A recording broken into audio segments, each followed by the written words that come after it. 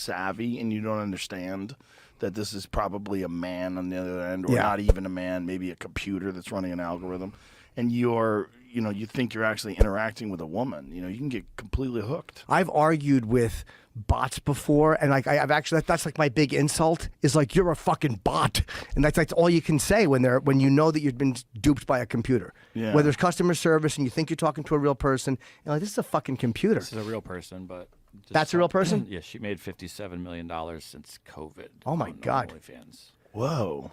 Like, how would you, like, if you married that girl, how would you tell her to get a regular job? I wouldn't. You can't. I'd be happy she did it. Yeah. Breakdown of. But if you were like a guy who wasn't into that, wow, that's insane. Yeah, if you're a guy who marries her and you think you're going to rescue her and pull her out of there and she's making $57 million, you have to just accept that's her job. Half of it's from the messages part, which that's what you were just sort of saying, like probably not her messaging. Right. $27 million worth of messages. Whoa, wait a minute.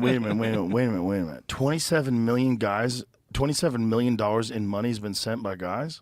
Well, that's just sending it her directly as a message. I love you. 10 million in just tips. That's on top of. That's just thank you for doing what I'm already paying you for. How much is her monthly subscription? We could look at her page. Oh But my God, that's it incredible. right What is she doing on there? I mean, her main thing is she came over from like Twitch. She's a cosplayer, so she dresses up like all the, characters online. And yeah, that can be sexy. She's very popular. That can be a little sexy. Somebody kind of dressed. You ever go to like Comic-Con? Once in a while, there's a lot of big fat fucks, but there's also a couple that that's attractive. I like that. I'm sure. Little superhero. Yeah, and then they're kind of weird and quirky, so they're more approachable. Yeah, they seem more approachable. Yeah, but then you get like girls like this who are probably just as unapproachable as any other attractive woman I've ever tried to talk to in a club. Maybe, but like really hot nerds are opening. Yes, but they play nerds. Like, they have nerdy interests, but there's nothing worse to me than like a comic who pretends he's like the shy guy, but he's really a good-looking dude, and it's like you're confident and you know you're good-looking, but you're playing like the shy guy who's awkward with girls. Just putting it on. You're putting stage. it on. It's like it's not who you are. Like Dan Natterman, you know Dan Natterman. Yeah, he's hilarious. He is an awkward guy. Natterman's a truly awkward guy, and I say that with love because he's brilliantly funny. But we see these good-looking guys who are comfortable with women pretending funny. It's just pretending quirky and awkward. It just annoys me. Yeah, well, anything disingenuous, people sniff it out. They sniff it out. That's one of the things people. Brian Simpson said about you last night. He goes, "I never met anybody so comfortable being weird." Well, that's nice. He's like, he told me more personal shit in the first 5 minutes. And he goes, he just lays it all out there. Well, Christine was asking us me questions about being married and about Nikki, and I was like, I'm very comfortable with it, and it's like, it's almost like on stage. If you're okay with it, people are okay with it. Yeah, well, I've always used you as an example. When, way back in the day, you were doing this before anybody was. You were doing this on ONA. Fucking, what was it, 15 years ago, 17 years ago? Yeah. You just talk openly about all your quirks and whatever it's prostitutes or drugs or any of the things that you ever did. You just would spill it out there. And nobody judged you. Everybody loved you. It wasn't like, this guy has been pissed on. What a piece of shit. It was like, it was funny. It was like, that's Norton. Yeah. You know what I mean? It's like, but it's because you are who you are. And you're not pretending. People don't like when people are bullshitting them. They don't like newscasters. They don't trust them. When you find a newscaster with a dead guy in his fucking jacuzzi, like, oh, yeah. It's never a surprise either because when people try to be perfect, like for me, it's like my imperfections is kind of what I talked about on stage. I learned that really early on. Like in 1990, 91, I would do jokes and like guys like Bob Levy, who I loved, and Florentine would laugh when I would kind of make fun of myself. So it kind of tipped me like, yeah, talking about your real life, if that makes the comics laugh, there's something to that. Like that was kind of how I started going down that road. And with the sexual shit, I mean, I've been sexually active since I was a kid. Like, stuff that is dark and whatever, it is what it is. So I just made fun of it. And I talked about it. And the amount of emails I get from guys who either like trans women but don't talk about it, or the guys who had sex with other boys when they were kids and don't talk about it. And they're like, hey, it made me feel more comfortable. Like that always makes me glad I talked about it. Besides the fact I want people to laugh. Like I might have to lecture people. I just want people to think it's funny, but to hopefully relate. That's the best part about it, is that you're saying all this from just a place of just pure communication.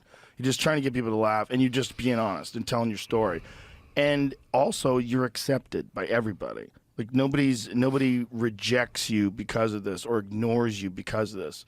And it lets everybody know, like, maybe a lot of the stuff that you're, like, folks that are in the closet, there's someone out there that's in the closet, that fucking thing that you're carrying around with you is an insane weight. Yeah. And I bet if you let it off, people wouldn't care. I don't think anybody who really loves you would care. I don't think they would care. Well, that's what's so bizarre. You said to me years ago, you said, you know, whoever you date, we love you. Like Bob Kelly and you are two guys I remember saying that to me years ago. And like stuff like that sticks with you because you remember, like, yeah, your friends love you. But, you know, again, our generation, you're afraid, am I going to be judged? Am I going to be hated? And the amount of guys that write to me privately that don't talk about things. Like, how many people in public life do you see dating trans women? There's a lot of them, but they just don't talk about it. And it's like, you're allowed to have privacy and your own sexuality and your own feelings. That's all private. But to deny that you like a group of people is bizarre to me. Like if you're a guy and you like black women and you never talk about liking black women, or if you're you like tall guys and you don't talk about liking tall, it's like, why are you not acknowledging this group? Yeah, just say what you feel. Yeah. Say what you think. And, you know, I remember when we first started talking about this, like when this was like when you first started dating Nikki? We started dating. Yeah, I remember that. It was we started talking in 2016. I was friends with her for 7 months before we met. I actually booked gigs overseas just to meet her. Like, Bill had been on me for years. Dude, go to Europe. And I just would never do it because I'm like, they're going to fucking hate me. You know, I blink and I get manic. And I finally booked Norway just to go over and meet her. And we clicked. And we dated long distance and casually for a long time. And then we broke up, got back together in 2019 in around Valentine's Day. And then I would drive up to Canada every weekend to see her. Every weekend I would do radio Monday through Thursday, get in the car, drive 6 hours, spend the weekend with her, drive home. Because immigration was a fucking nightmare. And I got a call from my producer one day. This is like right after the pandemic started. And he goes, hey, by the way, they might close the Canadian border soon. So an hour later, I was in my car. I packed a bag. I jumped in the car. An hour later, March of 2020, I'm headed to Canada. I get to the border. And I'm afraid they're not going to let me in. I'm like, hey, my fiance is having a panic attack. I figured I'd be there for 2 or 3 weeks. I didn't come back until July of 2021. So I was out of the country for 15 months. And I didn't say it publicly. I didn't tell fans. We lived together. It was my first time living with anybody. I'd never lived with a woman. I'd never been engaged.